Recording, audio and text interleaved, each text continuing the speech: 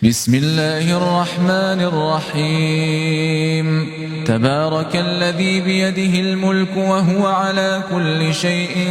قدير الذي خلق الموت والحياة ليبلوكم أيكم أحسن عملا وهو العزيز الغفور الذي خلق 7 سماوات طباقا ما ترى في خلق الرحمن من تفاوت فارجع البصر هل ترى من فطور ثم ارجع البصر كرتين ينقلب إليك البصر خاسئا وهو حسير ولقد زينا السماء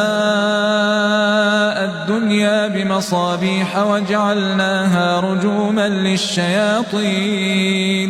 وأعتدنا لهم عذاب السعير